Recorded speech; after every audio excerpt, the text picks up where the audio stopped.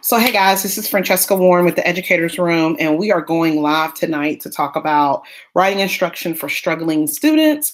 I am live on YouTube, first and foremost. So, if you guys stop on over, go to our YouTube channel, youtube.com/The Educators Room. But tonight we're going to talk about writing instruction for struggling students. To give you guys a little bit of my background, I was a 9-12 English language arts teacher for about 15 years. I was an instructional coach for about 4 years, and then I worked in the district office over instructional coaches for another 2, and I've been a literacy coordinator also. So we're going to talk about writing instruction for struggling students in 9-12, and we're going to talk about what can you do to help students as they go through about their writing instruction and whatnot. Now, one of the things that I want to make sure that I do is if you're on our YouTube channel has the PowerPoint. So again, you can go to our YouTube channel at www.youtube.com/The Educators Room, and you'll be able to see this presentation. You may be wondering why I have a hat on. It is super cold in my house, and so I am trying to protect my ears. And you know it's a little bit too early to turn on the heat, so I am here with you. So for a second, I'm going to stop presenting on this, and I'm going to show you guys, I got a really cool shirt today. Not today, devil. Really cool shirt that's over, so you can see it right here. So you'll be able to see that. But let's get back down and dirty, and let's talk about helping struggling students read. So first and foremost, I want people to kind of understand where I'm coming from with this. So as a teacher, not only did I teach students who were struggling, but that was the majority of my caseload unless I had AP students, which I did teach for a couple of years. And one of the things that I always tell everybody is that reading and writing for students who are struggling go hand in hand. So we're going to first talk about, what we believe in as professionals and what we believe in as just practitioners. So first and foremost, I want to talk about 5 beliefs that I believe when it comes to writing instruction. And the first belief that I believe in is reading and writing is like breathing in and breathing out. Pam Allen has said this extensively over at Scholastic, but one of the things as a teacher that I had to understand was that when you're talking about a struggling student and you're talking about them learning to write well, learning to do those things, those students are going to need extra help. And the only way for you to give them that extra help is for you to go through and for you to make sure that you stay on top of the reading and writing.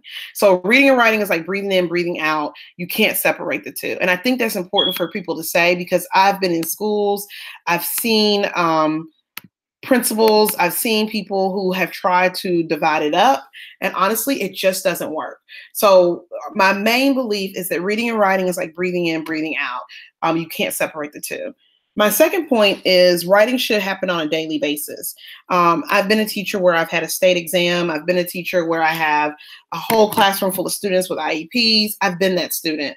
But one of the things that I continually know is that writing should happen every day. And one of the things that I've noticed is that because writing is such a far-fetched idea to some, that writing only takes place at the end of the 6 weeks or the end of the 9 weeks or at a culminating project. And that is not how it should be, especially for those students who need us.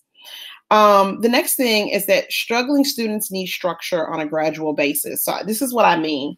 I have heard people say, and they're very adamant in that students do not need to write formulaic writing. And I am not a proponent of that because your students who are struggling, they need those training wheels. And so I believe that struggling students need structure. They need graphic organizers. They need things of the sort. My next belief is that the point of reading is not to grade papers, but to give feedback. And this is something that has stuck with me even when I was an English teacher. Students need a hierarchy of writing opportunities to excel, and writing and reading are excellent tools for formatively assessing what students know. So let's talk about point number 1 and why I feel that way and all of those good things And I'm going to start with something that somebody told me one time. I was working with a principal and I told him, I said, hey, we were talking about his classes for ninth grade, and he was commenting that his students were coming in very, very low. You know, all of the things that we say as secondary teachers. Why are our students so low? What are we doing? Why are they not performing? And one of the things that he proposed was that students need to take reading class and writing class separately. And I almost dropped my notebook. And I was like, well, what's your rationale? And he said, kids need more time to write. So one of the things that I explained to him, and he didn't know this because he wasn't in the classroom for a long time and he wasn't an English teacher, was that as students need to be able, when you read well, you write well. When you write well, you read well. So I say that to say that for a lot of people who have these students who are struggling in their class, you have an inclination to say, well, just give them a class where it's nothing but writing, or give them a class where there's nothing but reading. But that's not how we know that kids learn. So I say that to say that it's really, really important that we understand that both things should be happening. And not both things that should be happening, but when we look at the amount of students who do not read, then we see why our students do not write well. So if you look at some data, there's a really good article in the New York Times called Why Students Can't Write. And it talks about how 3/4 of both 12th and 8th graders lack proficiency in writing. And this is according to NAEP. And 40% of those who took the ACT writing exam in 2016 lacked the basic reading and writing skills necessary to complete the English composition class. So where does that take us? I directly attribute that to, in schools today, how there is not an emphasis on getting kids books in their hands. Teachers do not feel like they have time to teach writing. Teachers feel like they have to choose between writing and standardized test preparation and all of those good things. And because of those things are happening, that is where you are getting the students are just coming so far behind. So the first thing is that when we talk about breathing in and breathing out, when you're working with struggling students, you almost always have to make sure that before you're giving them something to write, you're giving them something to read. So that means when you're going through and you're trying to struggle with, how do I get my students to write an essay? Students should be reading essays. Students should be reading different essays, talking about the essays, looking through them. And it can be magazine articles. It can be any type of writing. The kids need to see that in front of them. So when I talk to principals and I talk to students and I talk to teachers, my main thing is, what type of reading are you putting in front of them?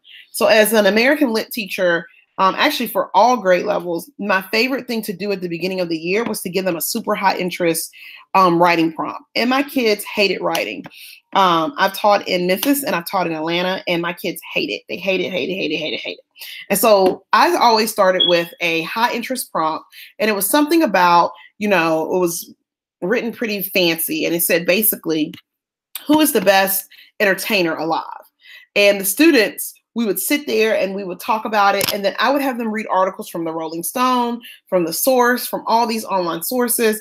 And we would talk about who we thought was the best entertainer. And the students would see me write that. And I did that specifically because I needed kids to understand that you write well when you read well. So when we look at the lack of reading in schools, when we look at the lack of writing in schools to do test prep, we know that students' writing suffers. Now, the next thing I want to talk about is about writing should happen on a daily basis. So one of the things that I continually see when I go into classrooms is that teachers will say, hey, I really don't have time to write today. We've got to get through this. And one of the things that I try to tell principals and I try to tell teachers is that writing should happen on a daily basis, period. And what that means is that we shouldn't allow kids just to write about at the end of a unit. And so every day, whether it's a journal writing, whether it's a quick write, whether it's peer editing, all these things, writing should happen on a daily basis. And especially with struggling students, data shows that Students who struggle to read and write need more practice. It's almost like when you're trying to learn how to ride your bike. The only way you become better at it is by doing it and repeatedly and falling off the bike and crying and all of those good things. And then you become a proficient bike rider. Same thing with writing. So when we talk about writing should happen on a daily basis, we know that it should be around giving kids models, and then giving them more models. I was just having a conversation with a group of English teachers today, and I told them, I said, hey, in order for you to make sure that kids are writing well, you really need to make sure the kids are reading well. So before you ask a kid to write something, in elementary schools, they do this, mentor sentences. I said, you should kind of think about with your struggling students, how you can ask them to just emulate a good piece of writing. And it's sentence by sentence, but what you're doing is modeling to kids. Another thing when you talk about writing should happen every day, I always get this comment in, well, I can't grade it. How do I grade it? Writing should not be graded.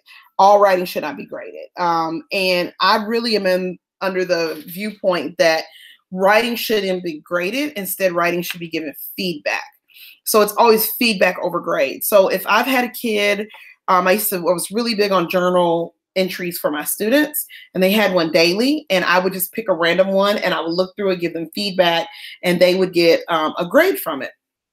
And so one of the things that I told them is that you need to feel like writing is second nature. And the only way for you to feel like writing is second nature is for you to do it. So instead of teachers feeling like, oh my God, I've got to grade every single thing and mark every single thing wrong. Instead of doing that, I encourage teachers to go through and to focus on one thing and grade that one thing. If you're going to only focus on idea development, that's the only thing you grade. So the days are gone where you need to mark up a paper for every single grammar mark. It's just not productive. And that is not how we learn. And that's not how students learn. Think about if your boss sent you something where they marked it all off. You wouldn't learn from that. You would just feel super targeted, and you would just try not to make that mistake again. So with kids, and they're not as mature as us, it's really critical that we identify one area with writing, we focus on that area in writing, and we get feedback in that area in writing, and we leave everything else to go. And in your writing conferences with students, you can discuss the other things you saw, but giving it one focus and one focus only. And I think somebody had a question. They were asking about, you know, what do you do when you have to put in a certain amount of grades a week? So one of the things that I have been really fortunate in doing is that, because I feel so strongly about the writing piece, is that I'm always looking at the kids' work. So I always know like where they're looking at, grades they're looking at. So I just try to be strategic. If it's going to be a quick write that I grade, then it's going to be a quick write, and I'm going to give them a participation point. If I'm looking at introductions, then I'm going to quantify it, and I'm going to grade them on their introductions. So I just want to really push to you guys that writing should happen on a daily basis. It doesn't all have to be graded, and we're looking for feedback over grades. The next thing is that one of the things that we've talked about is definitely writing should happen on a daily basis, but kids need structure.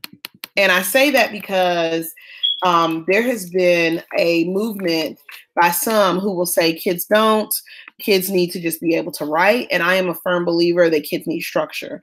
It's almost like when you're learning how to drive, you need the structure of somebody teaching you, here's what you do, here's what you don't. And so for writing, I really encourage my teachers to use graphic organizers for those struggling students, those students who need to put their thoughts on a paper but don't know the format. And so one of the things that I always tell teachers is, when you're in that phase of modeling and you're giving it to students and letting them see it, model with them using a graphic organizer how an author or a writer organizes their thoughts. And that's really, really needed, because we assume that kids are just at a space where they can break apart things and they can use a graphic organizer. And I've been in classrooms where kids not only can't use a graphic organizer, but it's like they struggle to fill in a block. So I recommend, like, I used to take really high interest articles, especially when we were doing argumentative writing, and I would have kids take that article and do a graphic organizer on an already finished article. That way they saw what they needed to do. There was an example, and kids didn't just sit there for days and nothing happened. So kids need need structure. And, graphic organizers can look any type of way. But one of the things that I continually push is that always remember that if the more you model, the more you show, the more you demonstrate, the better students are going to be in that end product. And this is something that doesn't take a day, doesn't even take a week. I've had classes where I've taught how to write an essay for 9 weeks just because my students just did not have the information. So this isn't something that I'm saying you're going to be able to come in and one day and knock it out. You're going to need to really make sure that you're strategic, you pick the right graphic organizer, all of those things.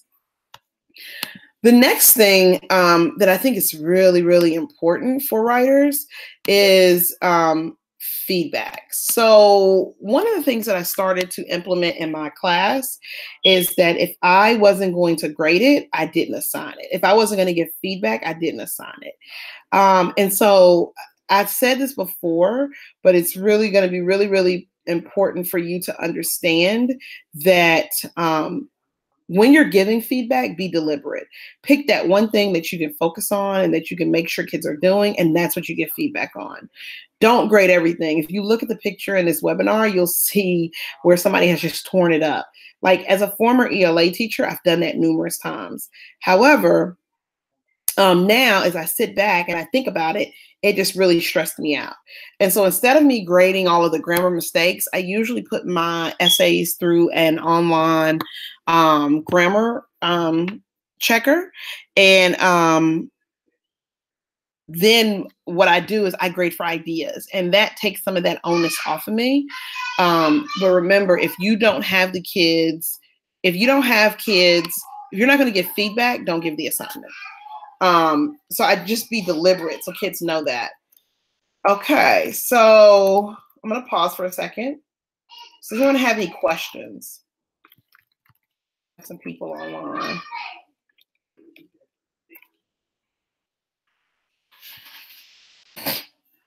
Okay. I don't think we do. So here's another thing that I'm super passionate about, in that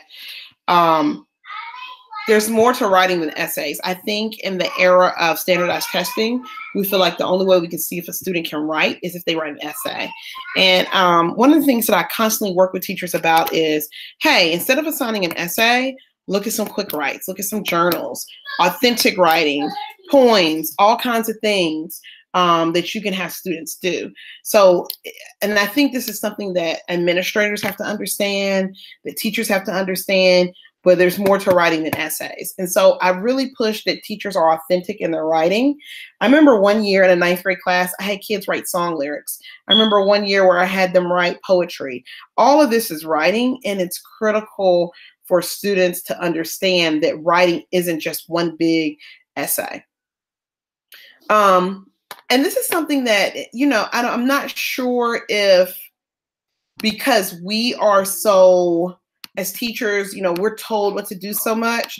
I think sometimes we just assume that we have to go for the jugular, which is always an essay. The next thing is an assessment tool. I started this probably in my 8th year teaching, and that I went through and I decided that all of my assessments would be writing assessments. And I did that because I wanted to make sure that I was so super frustrated with students coming to me and saying, I missed my work. How do I make it up? Boom, boom, boom. And so they would want a worksheet. And so to end that, I decided every major assignment was writing, some type of writing. And when kids had to make up, they had to write. And kids very quickly caught that. So every test, just a writing test, writing test, writing test, writing from a text, writing about a text, all of those good things. And what it did, the writing gave me so much more information than any type of other test that I could give.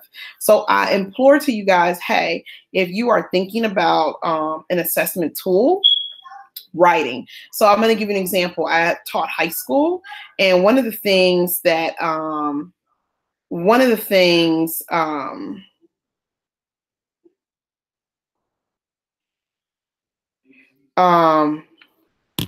one of the things that I used to do, I used to teach The Color Purple, and I got tired of giving multiple choice tests on such a great novel. And so I created 5 essay questions for my students. And I told them, I said, hey, we have a test. It's going to be writing. And the kids were like, oh my gosh, they were so upset. And I said, they said, can we use our books? I said, absolutely, you can use your books. And they were like, oh my gosh. They were like, can we take the book home? I was like, absolutely. So I took it home. They took the prompts home. They brought it back and they said, oh my God, we couldn't answer these questions because they were so detailed. So every single assessment that I started to give at about year 8 was just focused on writing. So I implore to teachers who have struggling writers to do this. And this doesn't have to seem punitive, right? But this is telling kids that what matters is what you read and what you write. It doesn't matter what you bubble in on a test. And so one of the things that I was very intentional about was for my struggling students, they might not have gotten 5 prompts. They might have gotten 2.5. I might have given them sentence starters, all of those things to help them propel into what a writer is. Last but certainly not least is we're going to talk about, you talked about assessment tools. We talked about all of these. One of the things I want to implore to teachers, if you have a struggling writer in your class, the only thing that makes them not a struggling writer is if they write. And it doesn't have to be perfect. The kids have to write.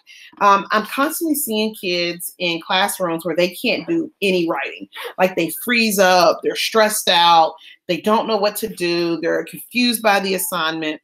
And so I say that to say that as you go through and as you're working on how do I make my students better writers, what do I do, how do I do it, is that you really think about what's the end game. If the end game is to improve their craft, then you have to be strategic in the type of assignments you give, the expectations, the feedback, et cetera, et cetera.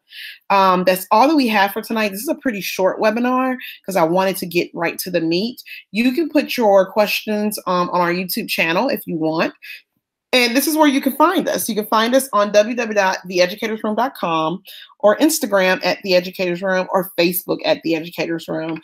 Here's our webinar for November. We will see you next month where we talk about independent reading and struggling students again. So have a great night, guys. We will see you soon.